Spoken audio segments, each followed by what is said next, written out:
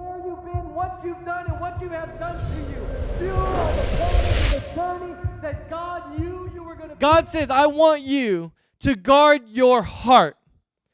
To guard your heart with all diligence. In other words, you need to guard it. And in the Hebrew, 2 words for guard are actually used. It's sort of like guard your heart with all diligence. It's sort of like he's putting an emphasis on the fact of how it's so important for you to guard your heart with everything in you, with all diligence.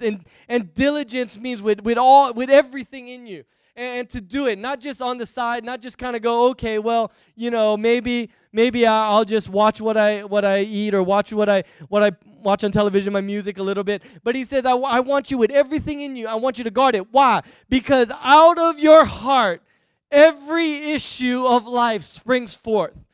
And this is the thing about issues in our society. We live in the middle of the most entitled generation in the history of the world. This generation of Americans is the most entitled generation. We will blame everyone else for our issues. We will blame everyone else for our problems. It was my mommy and daddy's fault. It was my ex-boyfriend's fault. It was my ex-wife or my ex-husband's fault. It's my children's fault. It's my job's fault. It's my upbringing's fault. It's the drugs' fault. It's the alcohol's fault. We live in a blaming generation, and we blame all of our issues on everyone and everything else around us. But Proverbs says issues don't come from outside of you. Issues that you're battling come from the inside of you.